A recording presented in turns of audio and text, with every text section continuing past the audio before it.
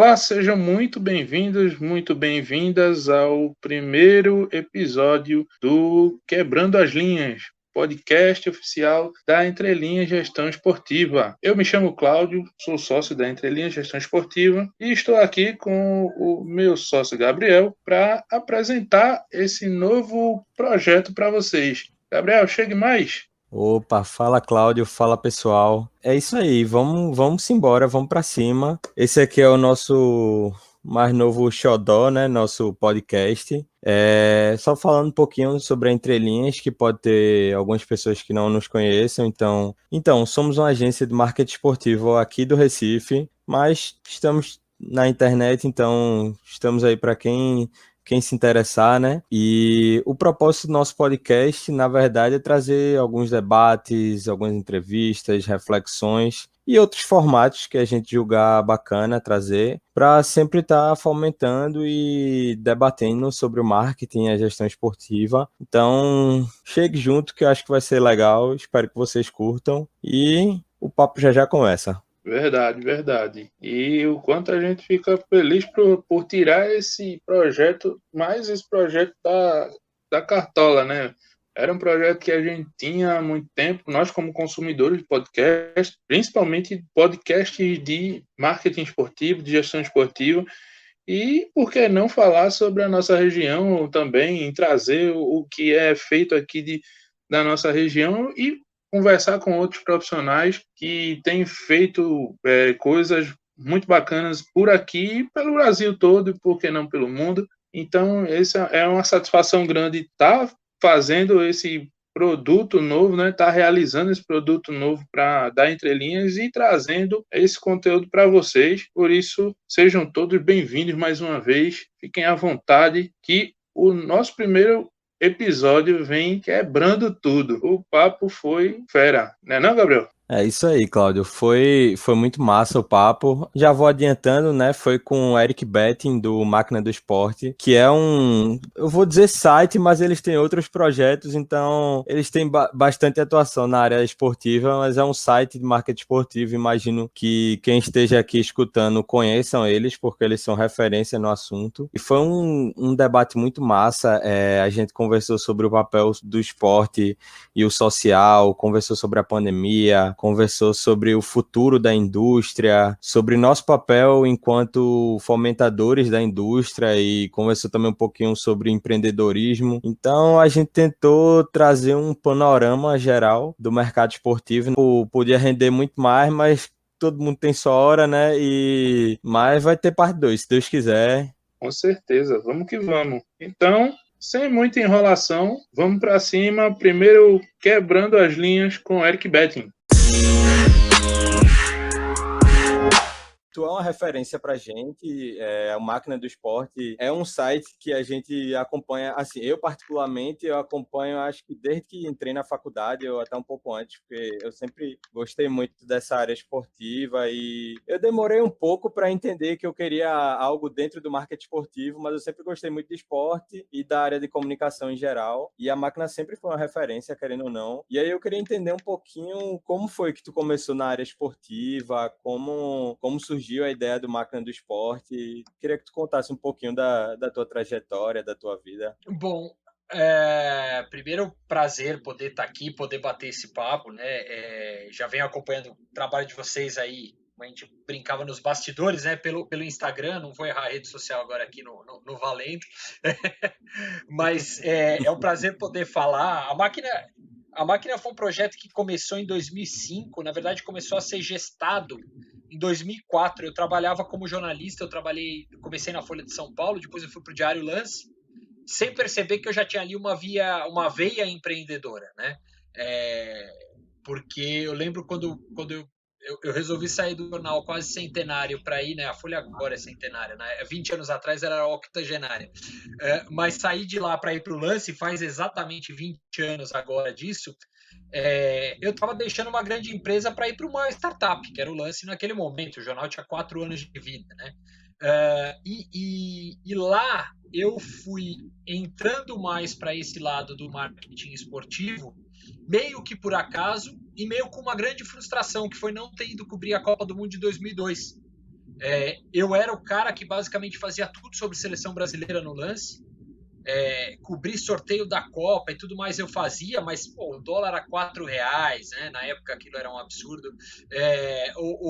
Toda a incerteza que existia no mercado na época de Torres Gêmeas e tal, a gente, eu perdi a vaga, vamos dizer assim, para ir cobrir a seleção para o grande Rodrigo Matos, que tem o blog no UOL. E o Rodrigo naquela época tinha conseguido descobrir todo o impeachment do Edmundo Santos Silva do Flamengo. E a partir dali eu percebi o seguinte: bom, se eu quiser ter algo mais do que só ser um jornalista esportivo, eu preciso sair do campo, né? Eu preciso sair do que está rolando ali entre linhas e ir para fora disso.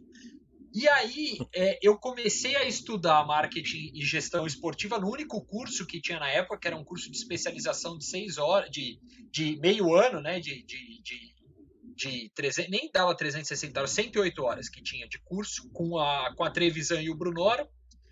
E ali eu me apaixonei por essa área de gestão e marketing. Eu falei, cara, isso é muito legal. Eu continuei no lance. Em 2004 eu ia me casar.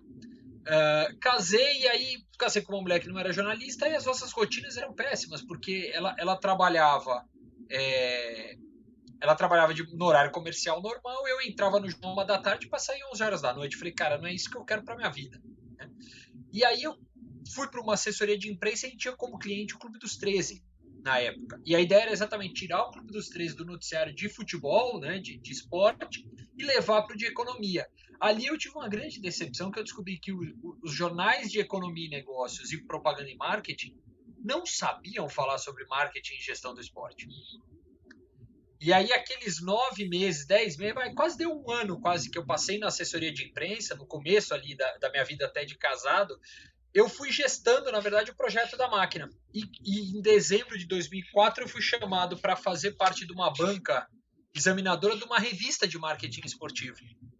E eu tinha acabado de sair da faculdade, fazia 2, 3 anos, e eu falei, pô, mas por que estão me chamando? E aí o Sérgio Xavier, que era da Placar na época, né, hoje comentarista do Sport TV, comentou comigo, falou, você é a referência em marketing esportivo no Brasil. Eu falei, pô, eu sou a referência, eu fiz um pouco na época do Lance, eu cobria isso.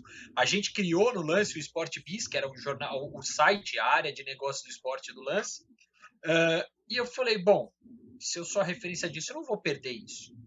E aí eu fiquei ali dezembro, janeiro e fevereiro basicamente construindo a ideia da máquina do esporte e lancei ela em finzinho de março, mas 1º de abril, que eu considero que é aniversário da minha esposa também, 1º de abril de 2005, que a gente estreou a máquina do esporte, com o propósito de ser o lugar que pudesse falar do esporte como negócio numa mídia que não dava bola para isso.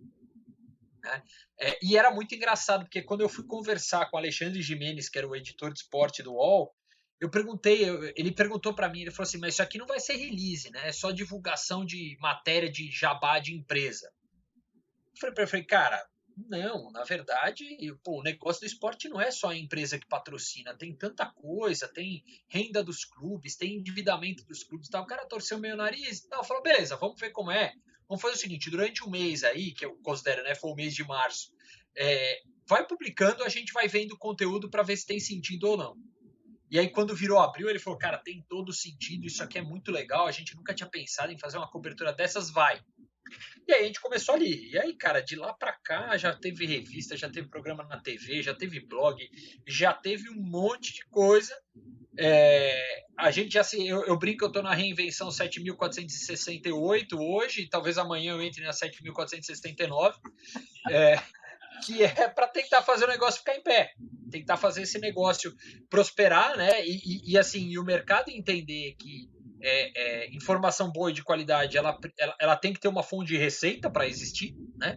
Porque senão não dá. Então, hoje a gente tem uma equipe que já está com 5 pessoas, são 4 pessoas além de mim, né?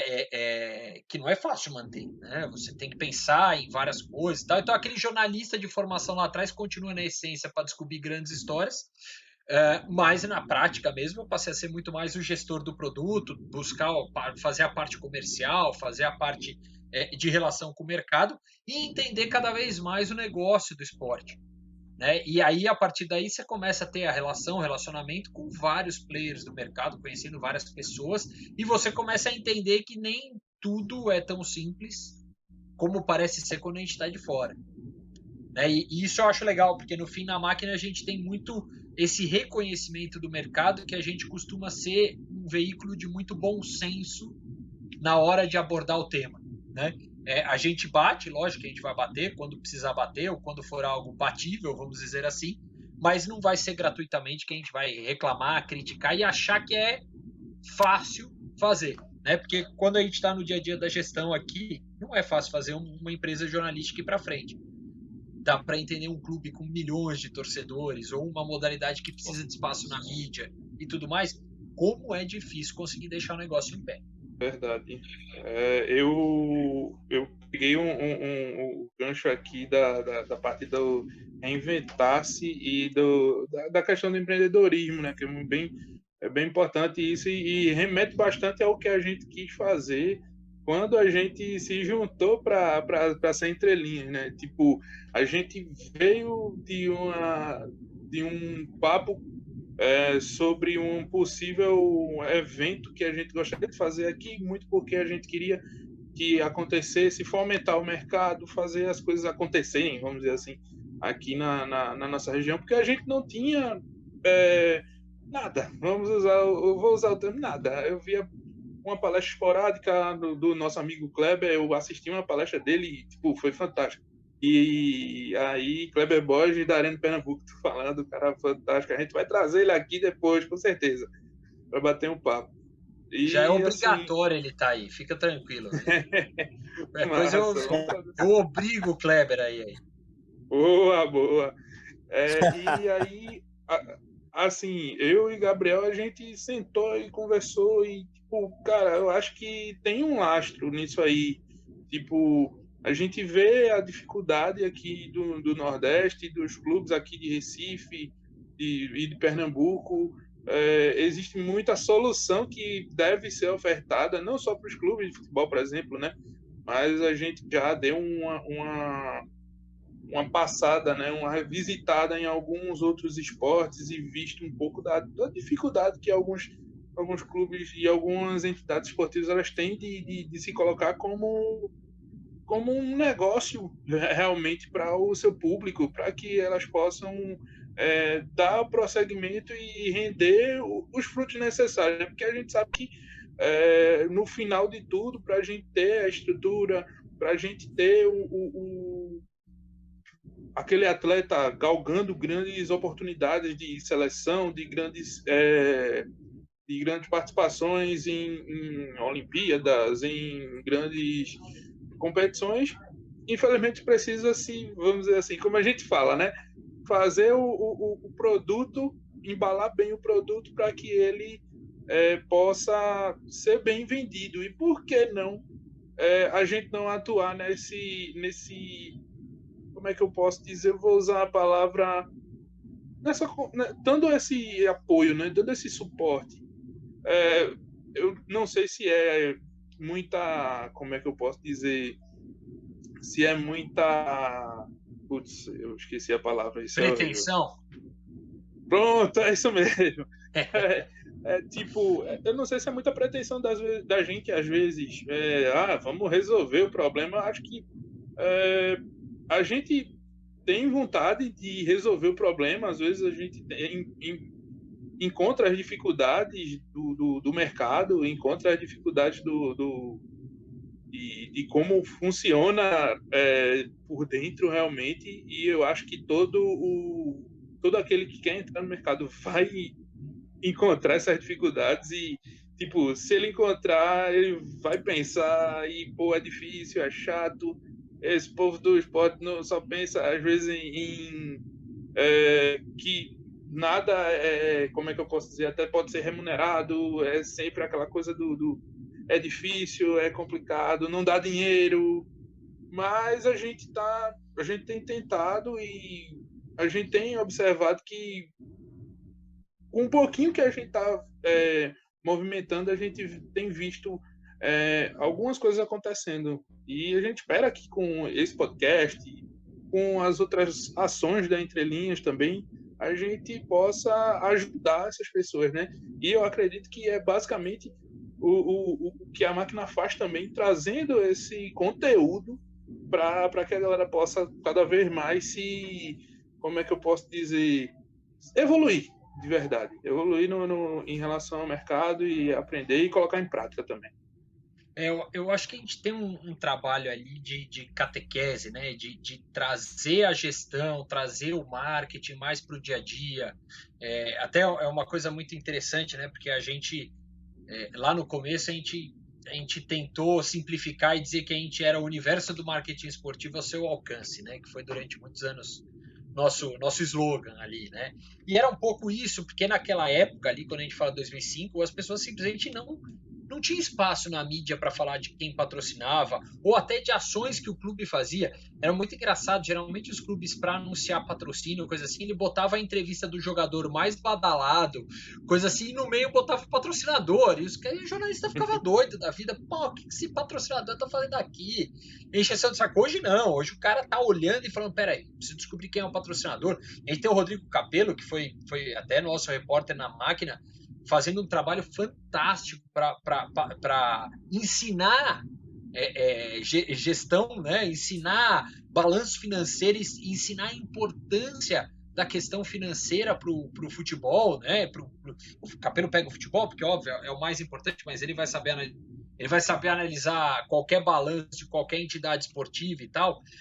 Então, assim, a gente tem uma função importante, né? E aí, quando eu falo a gente, não só a máquina, enfim, mas todos nós que trabalhamos com o esporte, de tentar ao máximo democratizar a informação e o conhecimento ser transmitido, né? Eu acho que isso é o grande valor que a gente vai trazer. Por quê?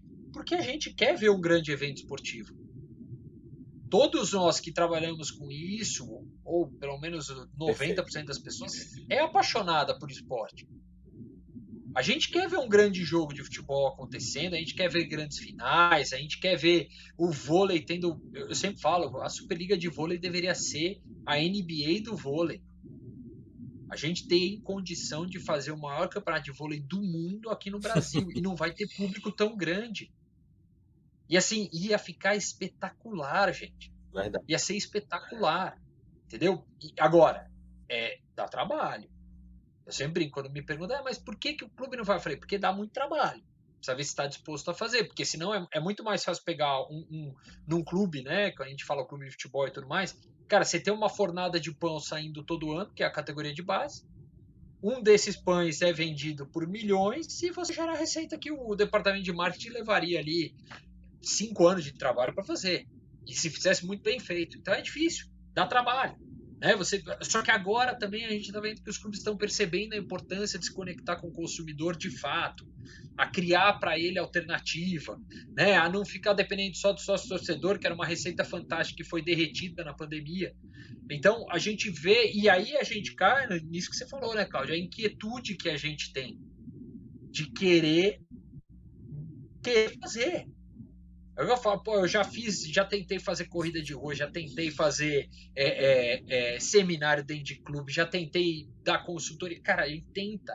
Por quê? Porque às vezes eu olho e falo assim, pô, tá pouco o que eu tô fazendo aqui, dá pra gente fazer mais. Dá pra ir pra dentro de alguma coisa, trazer um projeto novo. Tá? Eu já consegui fazer algumas consultorias para empresas que saíram projetos super legais, que chegaram pro consumidor final, que eu falo, pô, legal, por quê? Porque eu penso como torcedor, eu penso como fã de esporte ali, pô, o que eu queria quando eu era pequeno era aquilo, né? Então eu vejo muito como um caminho assim, é importante para a gente empreender ter essa inquietude, porque senão, cara, a gente vai cair dentro de uma empresa, vai cair dentro de algum lugar que fica ali, beleza, é meio fácil, né? Fácil, óbvio que fácil não é, mas assim, a gente tem um limite de atuação, a gente tem um limite de poder fazer as coisas. E nesse caso eu acho assim, a veia empreendedora ela tem muito a ver com a gente não aceitar só aquilo. A gente querer ir para alguma coisa além. E muitas vezes dentro de empresa você fica engessado. Foi o que aconteceu comigo no Lance. Dentro da Folha não, que nem deu tempo. Eu fiquei 10 meses na Folha, mas no Lance eu fiquei 3 anos lá. Eu chegou uma hora eu falei assim, cara, eu quero mais que isso aqui. Eu quero poder pegar o projeto do Sport Biz e fazer isso. Um site desse jeito, fazendo evento, fazendo isso, fazendo aquilo. cara, eu falei, daqui de dentro não vai sair. Fui para fora e fui fazer por conta própria. Né? E às vezes acaba sendo isso. Vocês estão entrando dentro de entidade, tá entrando dentro de clube, tá entrando eu sempre falo que seja o campeonato do bairro, entendeu? Mas organiza melhor, faz ele ser mais. Porque às vezes, gente, não é nem maldade. Quem tá trabalhando ali no dia a dia de uma competição, ele precisa fazer a competição acontecer. Ele não consegue estar olhando, às vezes, os aspectos de fora disso, que faz a competição ser um produto melhor, que venda melhor e tudo mais. Verdade, Eric. E trazendo de volta uma fala que tu trouxe no início sobre se reinventar e meio que dar a cara a tapa, digamos assim, e aprender algo assim. Tu falou, eu não lembro se tu usou essa palavra de resiliência, mas de entender muito o lado de quem tá do outro lado, digamos assim. É muito menor também.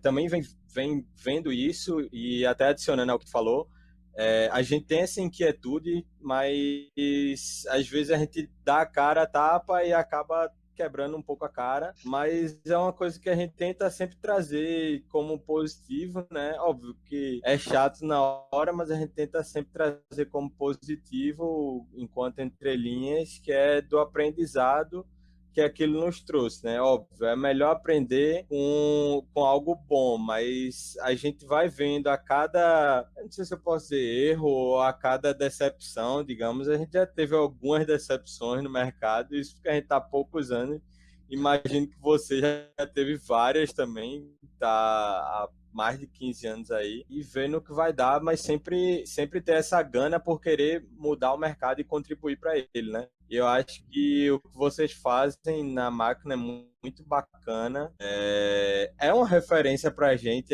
repetindo o que eu falei antes, é uma referência para a gente até de matérias, de tudo. Assim, a gente está sempre de olho, porque é importante você estar de olho no que está acontecendo no mercado, né? Por que está acontecendo.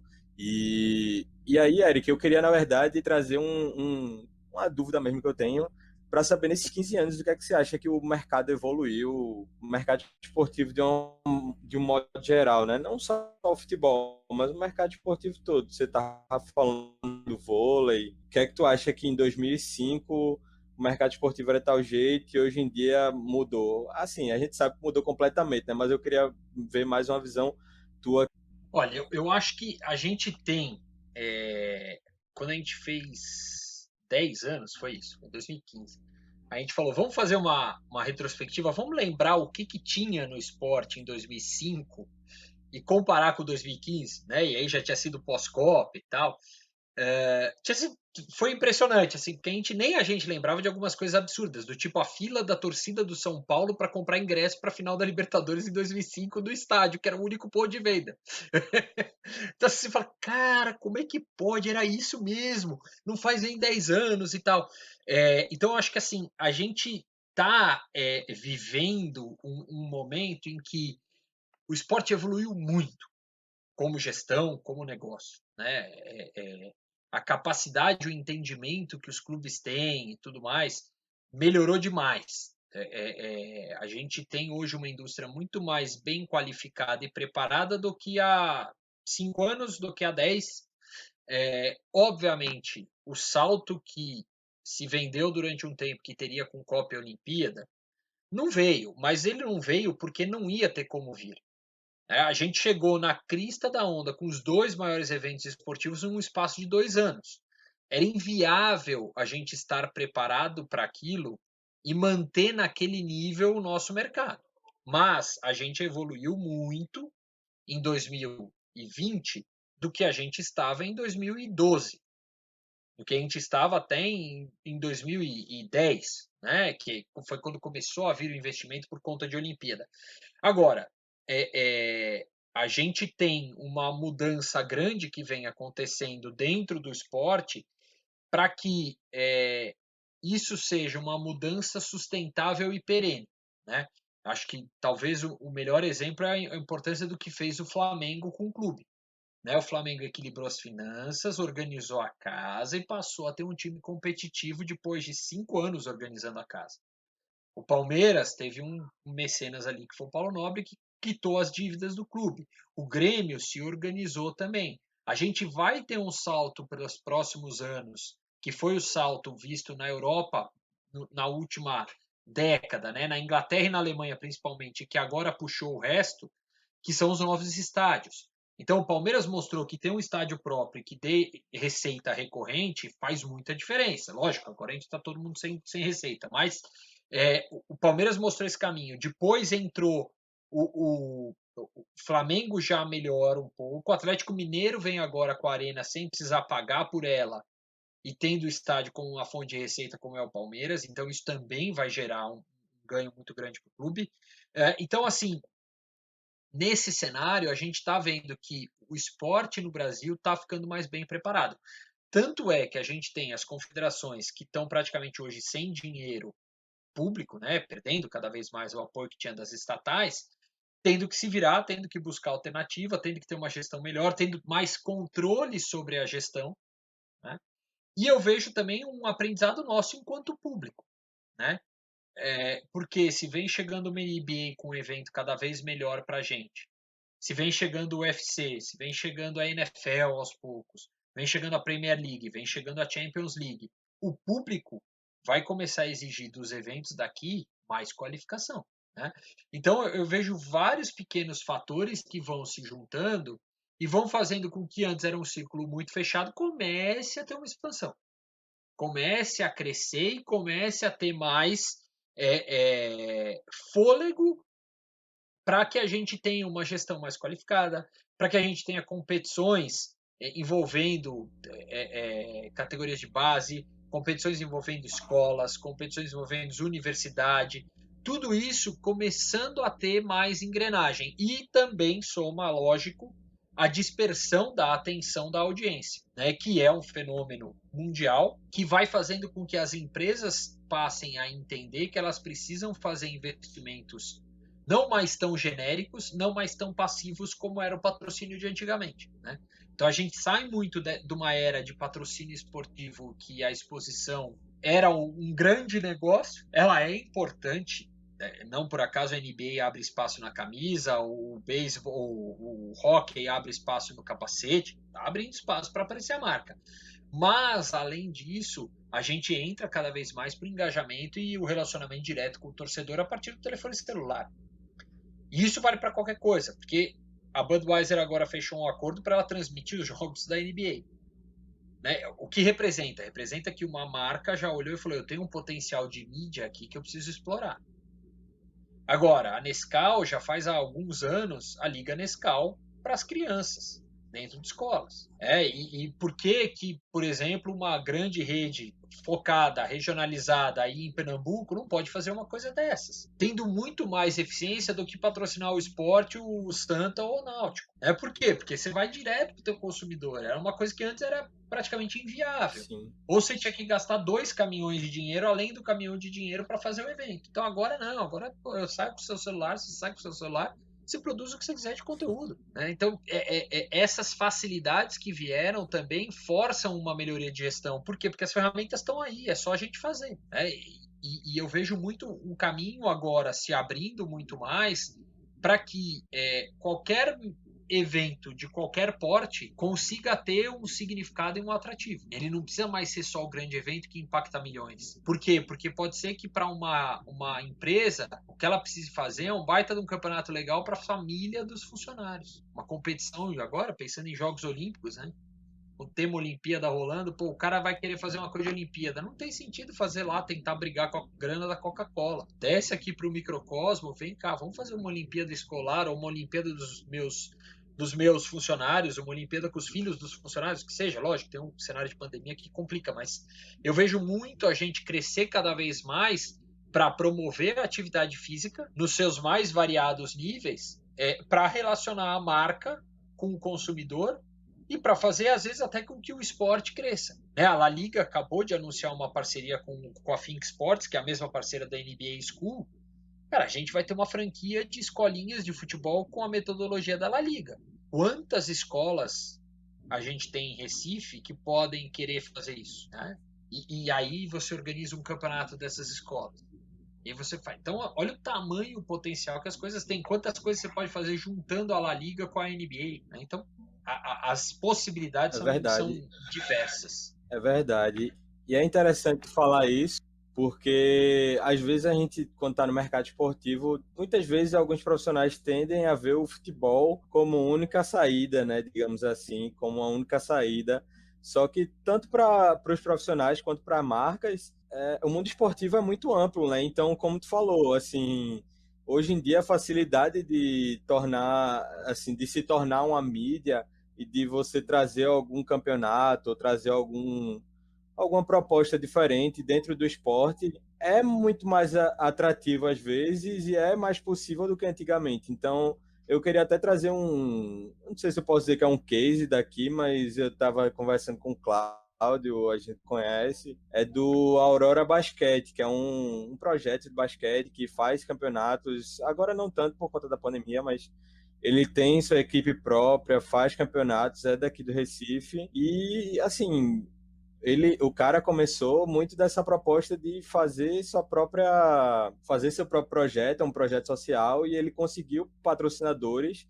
Ele tem uma envelopagem, digamos assim, bem bacana dos seus produtos, tanto de camisa quanto de campeonatos, até de redes sociais também. É uma entrega diferenciada e, assim, para as marcas eu imagino que seja interessante estar ali, porque, assim, hoje em dia ninguém mais é doido de estar jogando dinheiro no lixo, né? Digamos assim. Então, faz sentido para aquelas marcas, assim como tem diversas outras oportunidades. Acho que você tocou num ponto aí, Gabriel, que é legal, que é o envelopamento, né, que a gente fala, né? É o você dar a cara para um negócio. Eu sempre costumo dizer, mas poxa, você dá o exemplo do futebol, você fala da Superliga de vôlei. Gente, é óbvio que a gente tá falando de coisas que são fora da realidade de quem organiza o campeonato de judô da escola, é óbvio. Mas o que esse evento pode te trazer de ideia para fazer o seu? Mínimo, uma coisa mínima ali e tal. Então é ter essa criatividade também funcionando para enriquecer o conteúdo que você vai oferecer. É aquilo que a gente fala do benchmarking, né? Saber fazer o benchmark positivo para o seu produto, né? Pegar o que é de interessante, mas não copiar, né? Você vai adaptar de acordo com aquilo que que aquela liga que é case, ou aquele campeonato, ou aquela forma de ticketeria, alguma coisa do tipo, é interessante para você poder aplicar para o seu produto, seja como tu falou, né? Desde o campeonato de várzea até o campeonato de judô da escola. E assim, você tocou um ponto que você falou uma coisa legal, Claudio, que você falou assim, mas não é copiar. Só que a gente tem um caso até que eu acho interessantíssimo que vem aí do Nordeste, que é fantástico, que virou a história da Lampions League, que foi uma brincadeira que a Copa do Nordeste soube abraçar, o esporte interativo, que na época transmitia os dois campeonatos, soube abraçar e se aproveitar também. A própria taça da competição ela é muito parecida, né? Com a da Champions League. Só que, cara, isso virou um produto de carinho e identificação com o torcedor do Nordeste que é formidável. É formidável, entendeu? E assim, é claro que a gente não consegue comparar um campeonato com o outro. Mas, cara, é muito legal quando você chega e fala assim, o torcedor tem orgulho de chamar aquilo de Lampions. E é muito legal mesmo. É uma coisa que eu vejo assim, quanto mais a gente conseguir fazer esse tipo de entendimento, de falar assim, eu posso aprender com a Champions League, eu posso aprender com o torneio que eu acho super redondinho aqui no Brasil é a Copa do Brasil. Daria para melhorar mais ainda? Daria, mas eu acho que ele é um produto que, entre os campeonatos de futebol do Brasil, talvez saiba melhor trabalhar a rede social, saiba melhor criar a identificação, saiba criar história, saiba engajar o torcedor, trazer ele para perto. E isso você pode levar para qualquer coisa. Né? Então, Faz até de CBF, né? É aquilo. E os memes e tudo mais, realmente é isso que tu falou. Eu lembro, por exemplo, durante os Jogos Olímpicos, né, do Rio, tinha a tocha olímpica, né, quando a tocha estava vindo pro Brasil, né, cara, o perfil da tocha olímpica era uma das coisas mais engraçadas que eu vi. Era assim, era um perfil que era fantástico, assim, era cara bem humorado, sabia brincar, sabia tirar do próprio cara que fosse conduzir a tocha uma história legal, diferente.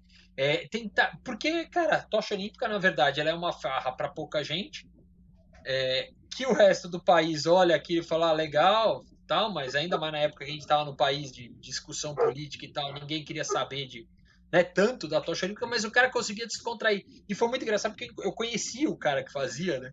E ele falou, que prazer, tal, eu sou fulaninho, eu cuido do perfil da tocha. Eu falei, não, você é a tocha olímpica? Eu brinquei com ele, falei, cara, parabéns, porque assim, você conseguiu transformar o revezamento da tocha num produto de comunicação, num produto legal, num produto jovem, bacana. E eu vejo muito isso, assim, aí vai puxar um pouco a sardinha para o lado de comunicação, né? Se você souber trabalhar bem, e hoje as ferramentas são plenas, né? Eu brinco em 2005 ou 2006, eu estava dando uma aula sobre marketing esportivo falando da área de comunicação. E eu comentava sobre quais eram os meios que você tinha para conseguir fazer uma transmissão, para conseguir aparecer, para conseguir trabalhar a sua imagem e tal. E na época era assim, tem a internet, tem a TV a cabo, tem não sei o quê, tem a TV aberta, tal. O ideal é a TV aberta, que é a mais popular, tudo mais. E na época tava a saudosa Dora Bria.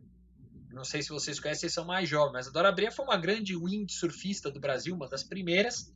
A Dora era maravilhosa, uma loirona, bonita e tal. E aí, cara, foi muito engraçado, porque ela tava na aula, ela era aluna. E aí eu falei, porque, cara, gente, nos anos 80, não existia, era só a TV aberta, era só o show do esporte da Band, não tinha mais nada, não existia esporte na televisão e tal.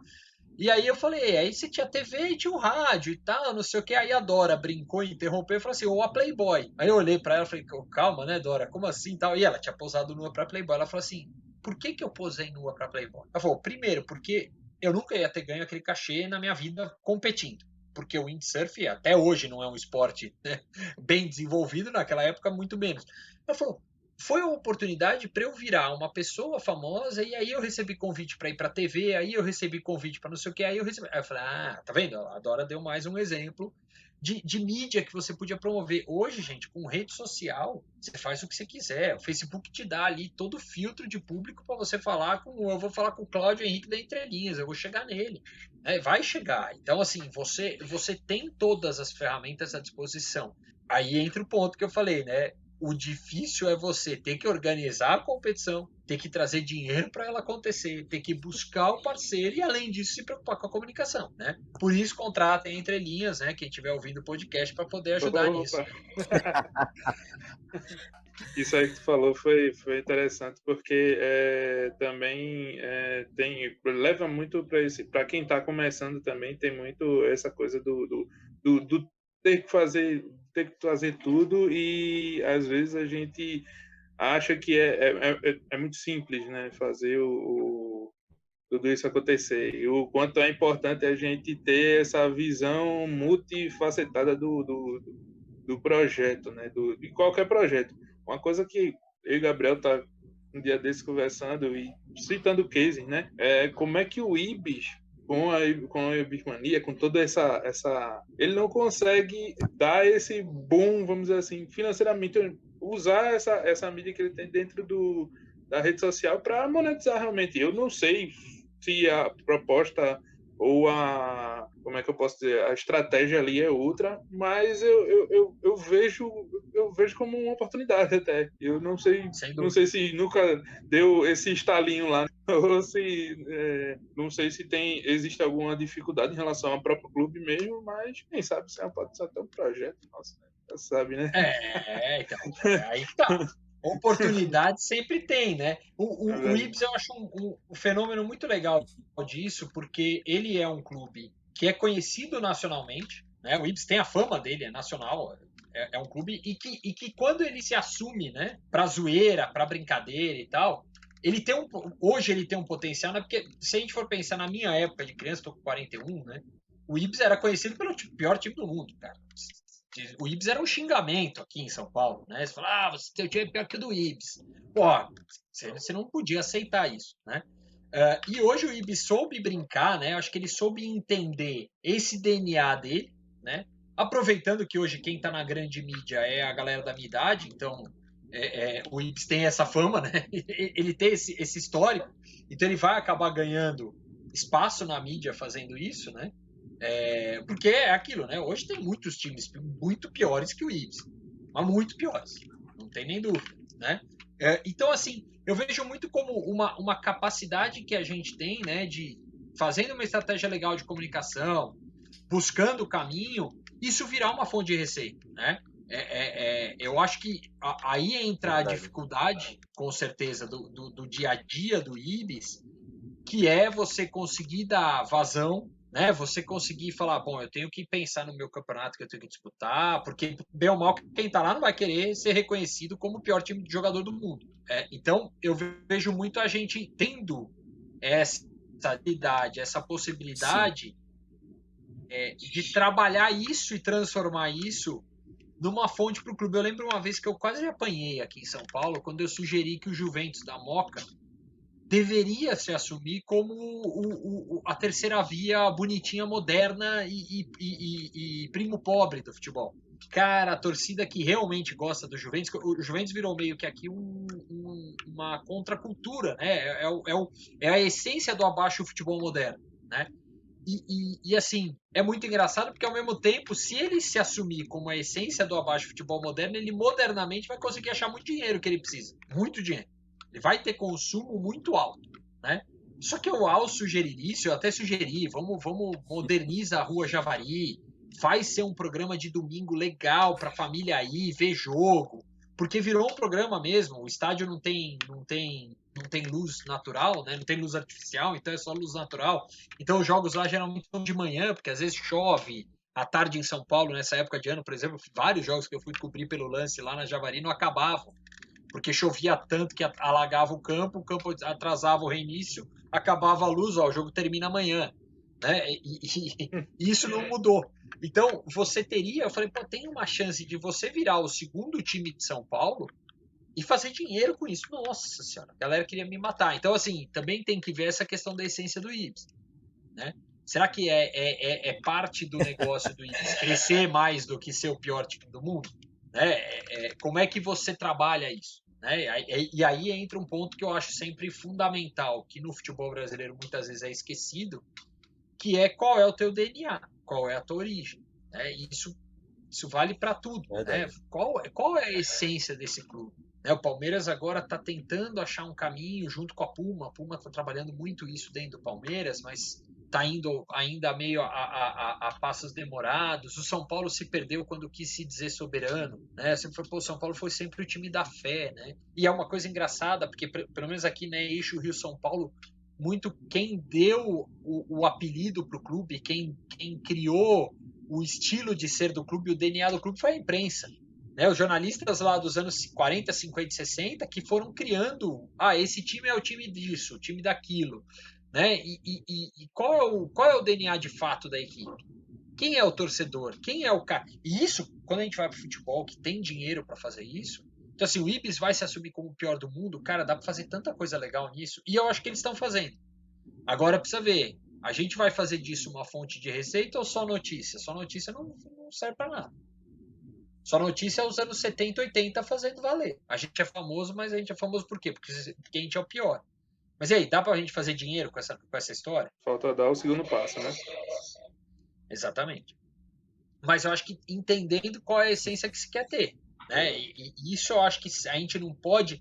Sempre falo, a gente tem que ter muito claro, por exemplo, quando o Atlético Mineiro começou lá em 2013, né, aquele Eu Acredito, que criou uma conexão da torcida com o clube, que o Atlético virou realmente de fato, aquele time que, cara, você falava, esses caras não perdem jogo, cara. Eles viram jogos improváveis.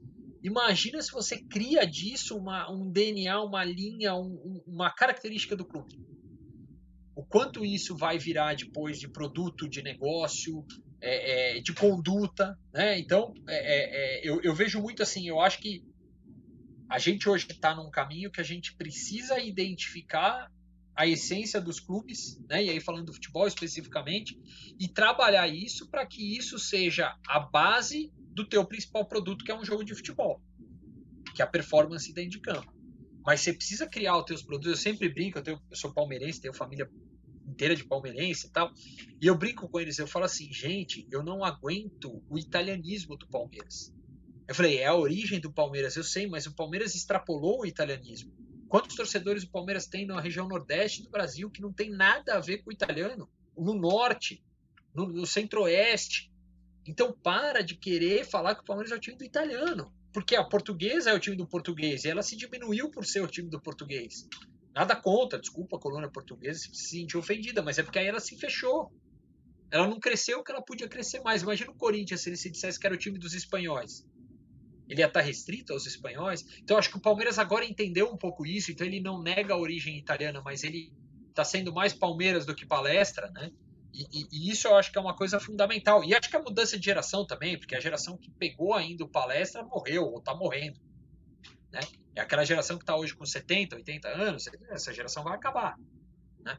Então eu vejo muito como um caminho plausível aí para a gente ter uma mudança e todos os clubes, na verdade, deveriam estar buscando isso. Que aí a gente entra basicamente em gestão, identidade de produto e tudo mais. É uma questão muito de posicionamento, né? Assim, como tu falou, essa questão da Juventus, por exemplo, da Moca, eu me lembrei muito do St. Pauli, eu não sei se fala assim, mas do St. Pauli lá da Alemanha, que se posiciona como um clube de contracultura, né? E em cima disso, sabe?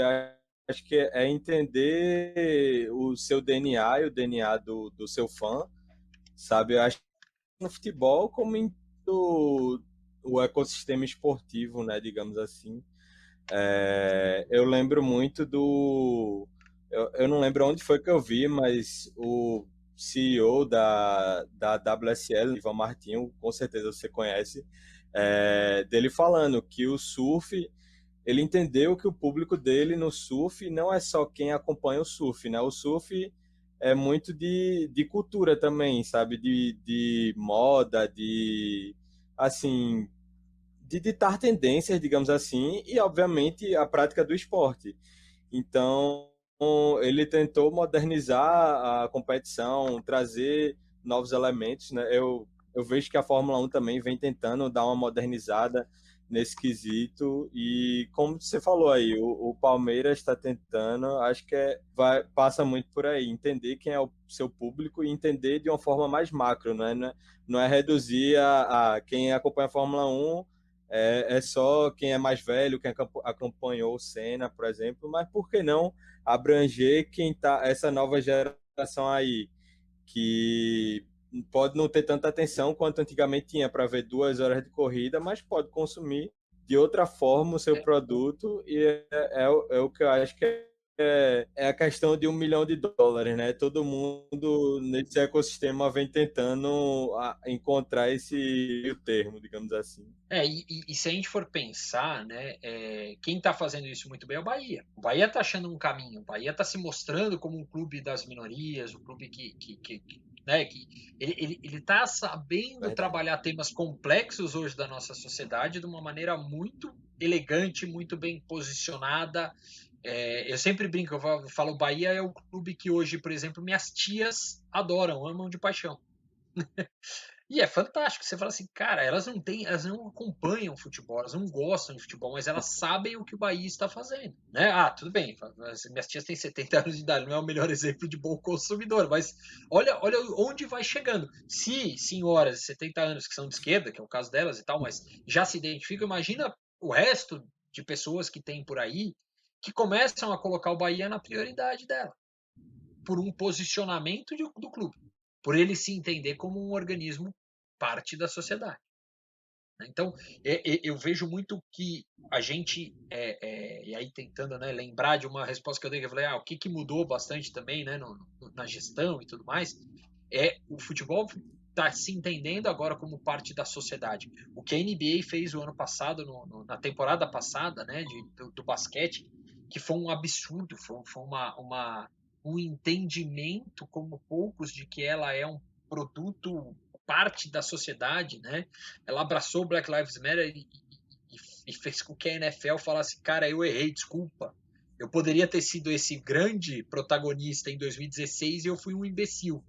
né? E é fantástico, porque isso vai trazendo uma mudança pro esporte, uma aproximação do esporte com a sociedade em geral e a mesma criação de novas conexões que a gente estava perdendo. Estava perdendo porque aquilo que a gente falou do Palmeiras. Por que o Palmeiras se vê como italiano? Porque o clube é frequentado por essas pessoas. O clube é um clube de senhores italianos ou de jovens de meia idade italianos. Não é um clube de povo, de gente, massificado. Não, um clube lá dentro, cara, que só entra aquilo. Agora, essas pessoas, para elas, o Palmeiras é aquilo, quando na verdade tem um mundo muito maior fora disso. Né? Eu lembro, no fim do ano passado, a gente entrevistou o Marcelo, do Observatório da Discriminação Racial no Futebol, e ele falou uma coisa muito legal, Marcelo Carvalho. Ele comentou que ele foi dar uma consultoria para o Bahia, e ele falou, quantos negros trabalham no Bahia além do campo? E é uma pergunta fantástica. Porque, assim, como é que você vai querer falar de inclusão? Você vai querer discutir o racismo se você não sabe o que é isso? Eu posso até saber, eu posso estudar, mas eu não vivi isso. Né? No máximo, eu vivi o lado errado da coisa, não o lado certo da coisa. Né? O lado sofrido da coisa. Então, eu vejo muito como o esporte, talvez a barreira agora que a gente precisa entrar é essa. Ele se entender como um organismo da sociedade. E que, como tal, ele precisa defender a minoria, ele precisa apoiar movimentos e causas sociais, ele precisa apoiar a maior igualdade. Né? A gente está gravando aqui hoje no Dia Internacional da Mulher. É uma luta diária, é uma coisa que precisa existir, é uma coisa que a gente precisa discutir mais. A gente não pode falar que os grandes exemplos de esporte e mulher no esporte são as atletas. A gente já deveria estar com exemplo fora das 4 linhas, né? Ou dos gramados, das piscinas, das quadras, né? A gente deveria estar com mais das pistas, enfim. A gente tem que estar com mais exemplos de gestão feminina no esporte. Então, eu vejo muito esse o esporte precisando ser voz para a sociedade. E isso é uma coisa que a gente não pode cair no erro de falar isso, mas isso é radicalizar. Não, não é isso. Né? É entender que um clube que tenha 20 milhões de torcedores, ele tem 20 milhões de pessoas de todas as classes sociais, de todos os credos, de todas as cores, de tudo. De tudo. Ele não pode se posicionar por um lado. Ele tem que abraçar todos os lados. Ele tem que conscientizar o torcedor dele, já que ele é um organismo de paixão, que meu amigo, você é apaixonado por isso? Entenda. A gente tem o poder de transformar. A gente tem o poder de melhorar. A gente tem o poder de fazer diferente. Isso o esporte eu acho que tem como pouquíssimos outros segmentos. Eu sempre brinco, eu falo assim, porque um grande cantor popular, ele não vai ser tão popular quanto é um clube de futebol. Não vai, não adianta. Ele tem um limite da popularidade dele, que é o gosto musical das pessoas. Então ele pode ou não pegar todas as pessoas. O Roberto Carlos tem quantos? No mundo, né? De cantores que são populares em todas as classes, em todas as coisas, pouquíssimos. Né? No Brasil, talvez tenha quem? Roberto Carlos e Ivete Sangalo, talvez tenha sido alguém que chegou perto disso, mas fenômenos pop assim não são todos, né? Conhecidos e reconhecidos por qualquer pessoa. Né? E o esporte não, já o esporte é o tempo inteiro. Tem todo mundo que minimamente se destaca, passa a ser alguém idolatrado por pessoas de todos os lados. Né? Então, eu acho que a gente tem essa capacidade dentro do esporte. E aí vai. Onde a gente precisa evoluir? Precisa evoluir na noção de que não é só a competição esportiva, na noção de que, por exemplo, se eu estou falando de competição escolar, são os valores que eu vou passar para os meus filhos a partir de uma competição esportiva. Outro dia eu estava discutindo isso aqui em casa com os meus 3 meninos aqui, falando para eles estavam reclamando alguma coisa e tal. Eu falei assim, por isso que vocês fazem esporte desde pequeno. Eles me olharam assim, ué, por quê? Eu falei, porque vocês vão ter que aprender que na vida não vai dar para ganhar todas. Vocês vão ter que saber trabalhar em grupo. Vocês vão ter que estar concentrado. Vocês vão ter que saber que vai ter um momento que é brincadeira, vai ter um momento que é sério, vai ter um momento que você vai ter que se dedicar ao máximo, fazer o teu melhor e o outro ser melhor que você. E é assim. E agora, sempre respeitando, sempre tendo o espírito de competição leal, correta e tudo mais. Não vejo outro caminho para aprender desta forma. Né? E não é estimular a competição, de falar, eu quero ganhar, eu quero ser o melhor. Não é isso. Dê o seu máximo e talvez o resultado venha, talvez ele não venha. Né? Então, isso que eu acho que é muito bacana para a gente olhar o esporte cada vez mais como um elemento transformador. E aí a gestão é o elemento zero Com dessa certeza, brincadeira, né? Eric. Pegando essa tua fala, essa tua última fala, acho que foi muito interessante, porque a gente acredita muito nisso do esporte como um catalisador social mesmo, sabe? Como tu falou aí, o esporte tem valores a transmitir que dificilmente outro segmento tenha. E era até uma coisa que eu queria te perguntar, queria trazer aqui à tona, porque desde assim, a gente tá fazendo quase um ano de quarentena, né? E assim, não foi fácil, vem sendo difícil desde então. E a máquina trouxe muito isso como tema mesmo, porque eu lembro que logo no começo vocês fizeram quase que uma cobertura, acho que foi até diária, não foi, Eric? De que competições estavam parando, em que pé estavam. E vocês também traziam uma opinião Sim. muito certeira em relação assim, sem ficar em cima do muro, né? Não, para voltar, é para não voltar, não. Vocês chegavam e diziam, não, eu acho que ainda não é o momento para voltar ao esporte, porque tem outras coisas que tem que se priorizar. E eu acho que essa discussão vem voltando à tona e até queria trazer aqui como um agradecimento pelo mercado esportivo mesmo, de uma forma geral, que eu acho que às vezes falta isso, não só do esporte na linha de frente, né, digamos assim, na linha de frente que eu digo, não só no esporte, clubes, entidades, federações, mas também por a gente que propaga o conhecimento esportivo, né, de gestão, de marketing. Eu acho que a gente também tem um papel social dentro disso. E quanto mais a gente trouxer isso, mais a gente pode reverberar e fazer com que outras pessoas falem. Tu falou aí do Black Lives Matter, eu acho que é algo importantíssimo. Hoje é o Dia da Mulher e foi até uma questão que eu e Cláudio estava conversando, porque somos só eu e ele, né, na entrelinhas, somos dois homens, então a gente ficou naquela, e aí, a gente posta, a gente não posta.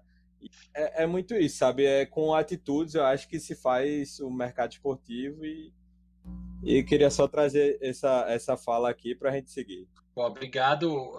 Eu diria a você que essa é uma indagação que até na máquina a gente teve muito hoje, né? A gente tem uma repórter, menina e tal, mas é uma discussão que eu pondero sempre. Eu falo assim, olha, é o seguinte, legal, Dia da Mulher e tal, mas e aí? O que mais a gente está fazendo para justificar não só um post, né? O Verdade, que a gente tem verdade. conseguido trazer? Porque é uma coisa que se eu muitas vezes a gente é duro às vezes na própria exigência para os times, né? De falar, poxa, não dá para a gente ficar só num post em rede social, não dá para a gente ficar só num. O telhado é de vidro, eu sempre brinco, né? Então, assim, não dá para eu falar, ninguém faz nada. E aí? E eu estou fazendo o quê? Né? Então, foi uma conversa que eu tive hoje de manhã com um menino que cuida de rede social, nossa, tal, que ele falou, ei, você gostou da mulher que eu escolhi e tal? Aí eu ponderei com ele, eu falei assim, eu gostei. Se você tivesse falado comigo antes, eu ia te botar muitas dúvidas. E aí, quando eu comecei a botar as dúvidas que eu tinha a respeito do tema, né? Não é por achar, não temos que dizer que é o Dia da Mulher, que tem que ser todos os dias, não, nada disso. Mas é um princípio que eu sempre discuto, que é do propósito daquilo que está sendo feito, né? E isso eu acho que é uma coisa que o esporte, por exemplo, tem mudado muito no Brasil, né? Eu acabei de receber uma mensagem aqui do Juca Colagross, que é o diretor de marketing do Corinthians, né? E ele mostrando lá a foto da arena, né? Da Neoquímica Arena, que durante este mês vai se chamar Arena como é que é? Peraí, deixa eu ver o nome direitinho para não falar besteira. Das Minas Arena. Eu achei genial, entendeu? Fantástico. É uma iniciativa que você causa impacto Né? O Fortaleza fez uma ação muito legal usando as redes sociais hoje. Ele botou um monte de imagem da Champions League de lances violentíssimos dos jogadores. E o comentário era, não é muita violência, e aí ele relacionou com a violência cometida contra a mulher. Né? Então, assim, qual é o propósito daquilo que a gente está fazendo, que a gente está discutindo? De que forma a gente pode conseguir trazer mais discussão? Né? De que forma a gente pode conseguir ser mais proativo e mudar de fato as coisas? Né? Eu vejo muito, da mesma forma que eu falei, né? Eu acho que a inquietude do jornalista ali também, ela continua pulsante dentro de mim, né? E de falar, poxa, a gente tem como melhorar isso aqui. Eu falo, sonho sempre foi de ver um futebol brasileiro muito mais forte, né? Ou ver um basquete brasileiro mais forte, de não ter que noticiar como a gente teve que noticiar logo no primeiro ano da máquina que não ia ter campeonato nacional de basquete. Cara, aquilo ali é uma tristeza. Como é que a gente pode dizer que o Brasil não tem o Brasil que é campeão do mundo histórico de basquete não tem um campeonato de primeira divisão porque os clubes não se entendem com a confederação, né? Então e aí passando para essa questão, né, de e aí é para jogar ou não é para jogar? O futebol fecha as portas ou não fecha as portas? Eu acho que tem discussões que são muito mais profundas do que essa, né? Que passam exatamente pelo fato de, e aí, qual é o papel social que a gente tem em relação a isso? Né? É importante jogar? É importante jogar porque tá todo mundo atolado em dívida, né? Se os clubes não forem jogar, a gente vai ter um problema seríssimo de solução financeira. Mas e aí? A gente atropela o que está acontecendo no Brasil hoje para fazer esse jogo? Qual é o nosso papel, né, nessa sociedade? Então eu acho que a gente tem muito essas maneiras da gente observar, né, e de ser um agente mesmo transformador. Eu vejo muito desse ponto, né? A gente é um agente transformador. A gente tem que olhar o nosso papel e entender de que forma a gente transforma. Né? Então eu vejo muito dessa forma, assim, por isso que eu acho que a gente acaba muitas vezes se posicionando e tentando ir mais além por isso. E claro, nós não temos uma representante mulher e tal, mas isso não significa que a gente não vá se engajar com uma causa dessas, né? Eu acho que tudo é uma questão de como a gente consegue dar sentido para aquilo que representa tudo. Perfeito, perfeito. É bem por aí mesmo, Eric. Acho que. E até trazendo aquela questão do Bahia que tu falou mais cedo, né? Não é porque não tem lá que eles não possam conversar, né? Eu acho que eles fazem isso muito bem. É uma crítica que eu e Cláudio tem a outros clubes e a outros posicionamentos, porque às vezes fica muito na superfície, né? Assim, só um posto, então aí eu vou falar, Cláudio, mas, por exemplo, o Náutico, ano passado, trouxe a questão da vidas negras importam, só que ele não desenvolveu isso. Assim, a gente viu de perto aqui, né, por ser de Recife, que acabou se tornando só uma camisa e uma camisa Uma de terceiro retratação histórica, né? E uma retratação foi histórica do próprio clube. importante, isso, foi bastante importante, só que a gente viu que não se transformou aquilo em mais ações, sabe? A gente vê que o clube continuou com as mesmas, assim, continuou da mesma forma, fez a campanha, passou a campanha, mas nada mudou muito, sabe? Eu acho que é muito sobre isso, sobre transformar, mas não só transformar durante um mês, um dia ou uma semana, que seja, mas transformar mesmo de uma maneira macro, né? As coisas. Eu acho que é difícil também, né? Aquilo, né? A gente fala um pouco a questão do cobertor curto, né? Eu vejo hoje o Bahia muito preparado para discutir as questões raciais, discutir as minorias e tudo mais, mas porque o clube teve um preparo para fazer isso, né? O Bahia ele vem discutindo, estruturando e debatendo esse tema já tem alguns anos, né? E ainda tem muito a evoluir. Então eu acho que por isso que não acho que o Náutico esteja errado em fazer ação. A ação foi muito legal, mas é o que você comentou. se ela não tiver uma continuidade, ela fica parecendo algo superficial. E aí você pode até jogar fora uma excelente ideia por uma questão de que você não tem o braço para fazer o negócio andar. É aquilo que a gente falava lá no começo, né? Que o criticar é muito fácil, né?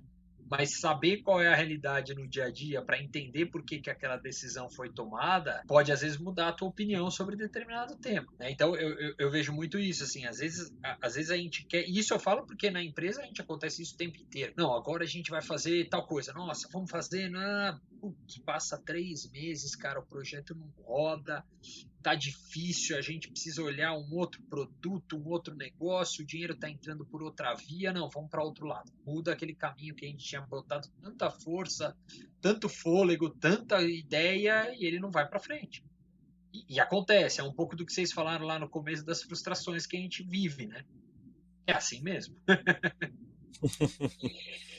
É verdade, é verdade. É muita coisa, viu? O papo já rendeu bastante, pode render por horas aqui, se deixasse, né? Mas já já, já já a gente vai ter que ir, porque para liberar você também.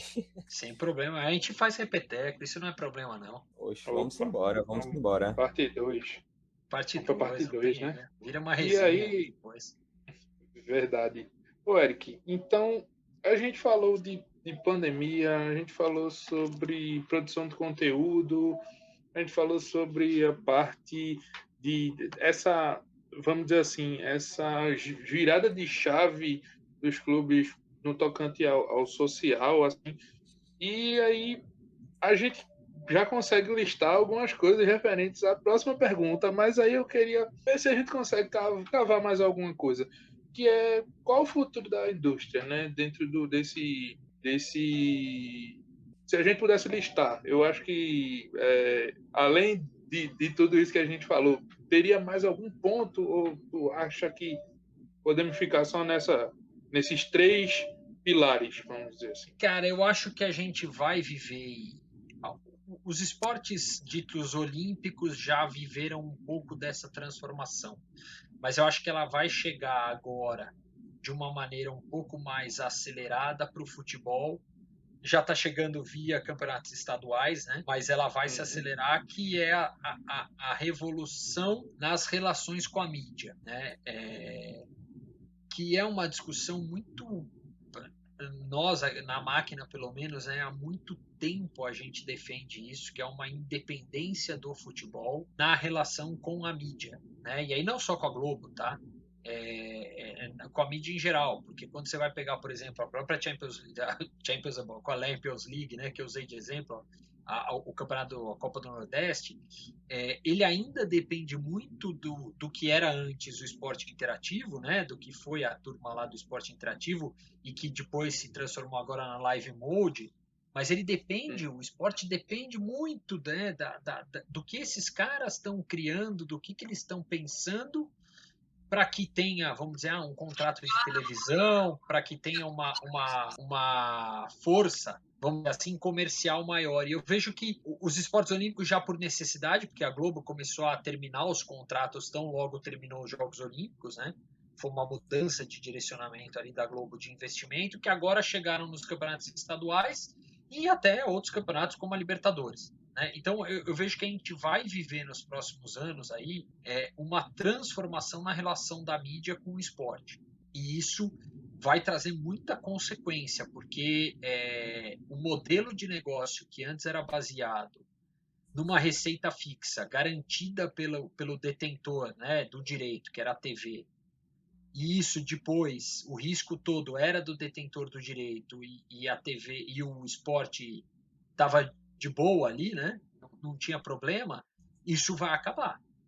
Então a gente vai viver uma era em que o esporte vai precisar, né? O futebol vai precisar achar caminho para faturar mais.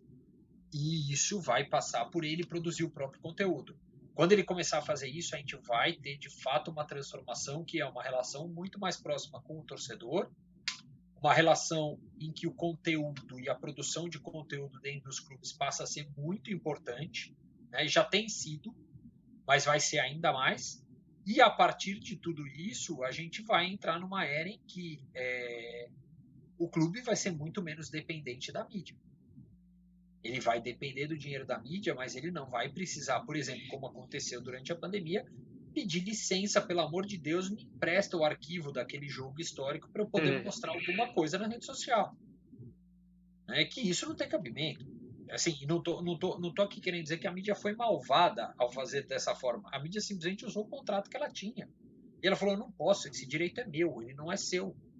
Você já me deu. Quando você vendeu lá atrás porque você estava precisando pagar as suas contas, você me deu esse direito de graça, praticamente. Aí a gente olha, por exemplo, voltando ao exemplo que eu já dei bastante vezes aqui hoje, a NBA fazendo a produção que ela fez do Last Dance com um conteúdo que ela tinha gravado em 1998. É Nem só fantástico. 98, né? Ela tinha começado a gravar esse conteúdo. Então, assim, é fora de propósito. Eles já estavam. Eles tinham. O The Last Dance, para mim, o que mais me marcou foram eles mostrando o Phil Jackson no basquete nos anos 1950. Cara. Eles já filmavam os jogadores naquela época. A gente mal tinha televisão, cara. Os caras já estavam filmando o atleta. Por quê? Porque ele sabia que aquilo era um conteúdo valioso. O acordo que a NBA faz com a Budweiser agora para transmitir jogos, pode ter certeza que a Budweiser está pagando mais. Pode ter certeza. Ela com certeza está pagando mais. Por quê? Porque a NBA sabe que o maior produto que ela tem é o jogo ao vivo. E isso ninguém tira, é dela. Não é da Band, não é da ESPN, não é. É da NBA. Quem detém esse direito é a NBA. O resto é um mero retransmissor disso. Então acho que a gente vai entrar nesta revolução para o esporte. E isso vai ser fundamental para a gente melhorar como um todo a nossa indústria. Perfeito, perfeito. E de certa forma até já vem acontecendo a passo, mesmo que ainda não esteja no seu ápice, mas já vem acontecendo, né, Eric?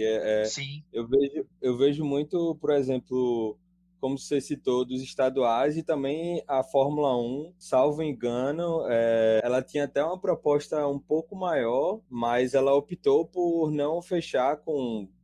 Todo mundo sabe que era da Globo, né, durante décadas, mas ela preferiu não fechar por conta de ter sua própria mídia, né? Assim, que ela já tinha em outros lugares, só que aqui a Globo preferia ter o monopólio, digamos assim, né? E eu não trago nem como a Globo como vilã, mas ela está defendendo os interesses dela, né? Então, cada um defende seus interesses. E eu acho que é bem por aí mesmo que você falou, é de entender que você tem a mina de ouro em suas mãos e trabalhar isso, né?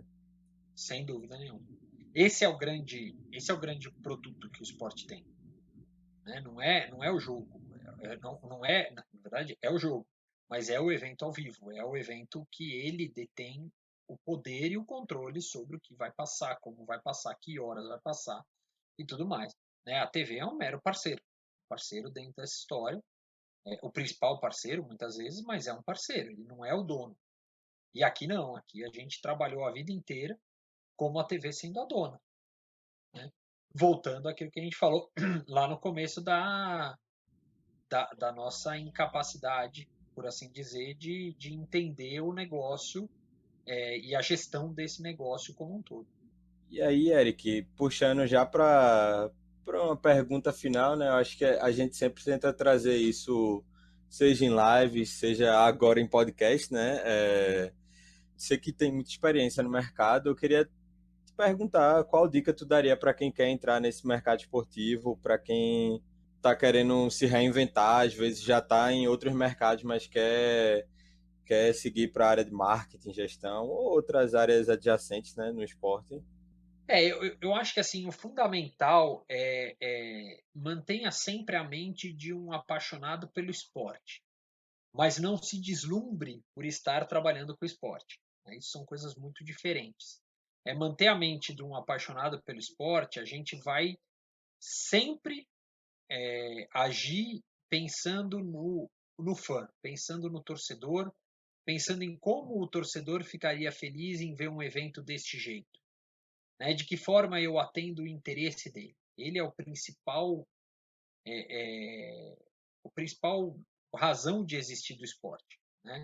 O esporte existe para o torcedor e pelo torcedor. Agora, quando a gente passa a trabalhar com isso, a gente tem que deixar de lado o encantamento de estar trabalhando com isso. Isso é fundamental, porque senão a gente se perde. A gente vai cair na besteira de pedir autógrafo para quem é nosso funcionário, né? Às vezes, dependendo da área que você está na gestão e tudo mais, o cara é o teu funcionário. Você não pode ir lá hoje chegar num jogador e falar assim, me dá um autógrafo. Não dá, né? Não rola. Por mais amizade que você tenha com o cara e tudo mais, ele ainda vai estar trabalhando para você. Então, isso é uma coisa que às vezes a gente não é nem maldade, né? A gente não percebe, a gente está deslumbrado por estar trabalhando com isso. E outra coisa faça contato, tenha uma rede de relacionamento forte, tenha uma rede de relacionamento boa. O esporte ainda é muito nichado, o esporte ainda é um produto muito fechado. Então não perca a oportunidade de conhecer gente, de conversar com as pessoas e de, a partir desta rede de relacionamentos, você com certeza vai trazer grandes projetos. A gente falou aqui, né, do Kleber, por exemplo, da Arena Pernambuco. O Kleber é um grande parceiro. O Kleber é um cara que eu conheci ali um outro evento, alguma coisa, e atualmente a gente toca projetos juntos, né? Baseado onde? Baseado no nosso relacionamento. Pessoas em comum que a gente conhece, gente que a gente traz para próximo, para montar algum projeto novo. A gente em breve tem um lançamento aí de um projeto junto com o Kleber muito legal para a área de gestão de arenas e tudo mais. Então, assim, esse relacionamento que o esporte é capaz de te dar, né, como em qualquer profissão, ele é fundamental, porque é a partir da rede de relacionamento que você constrói a tua carreira, que você constrói teus laços de amizade, muitas vezes, e você vai conseguindo construir uma grande carreira aí para frente. Vai ser fácil? Não vai ser fácil. Vai ser rápido? Muito menos, né?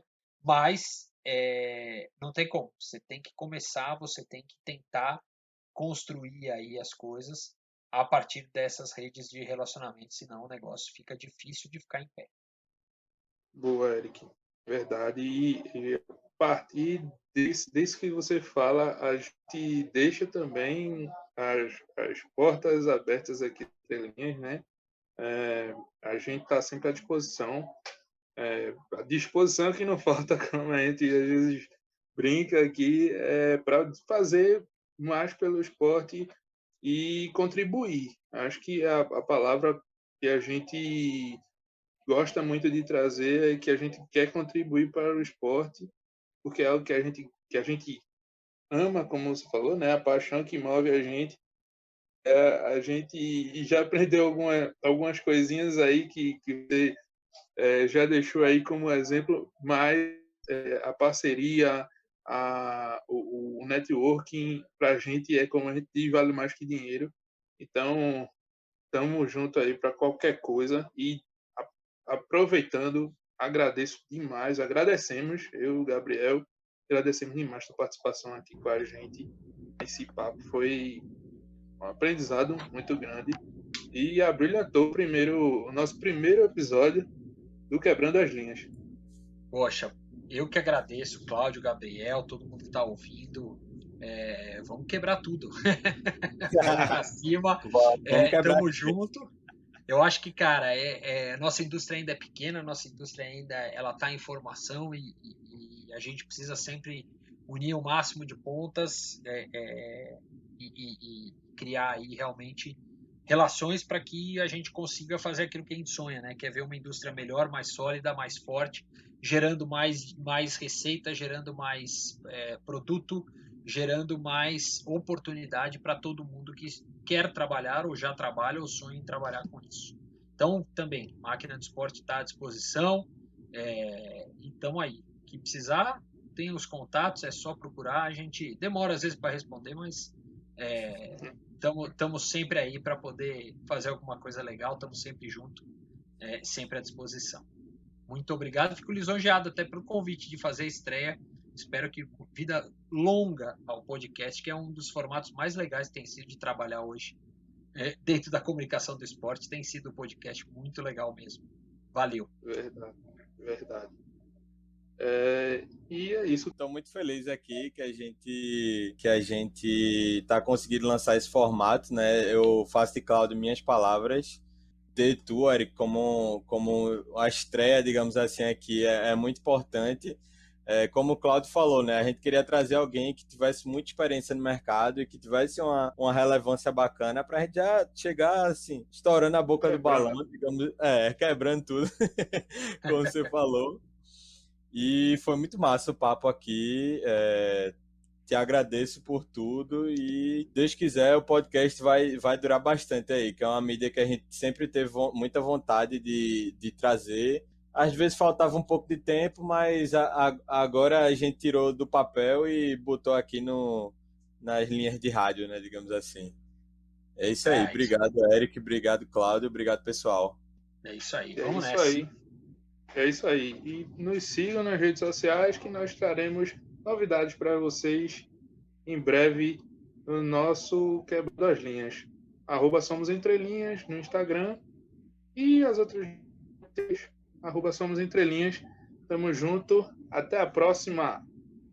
Valeu! Este podcast foi editado e gravado pela Entrelinhas Gestão Esportiva.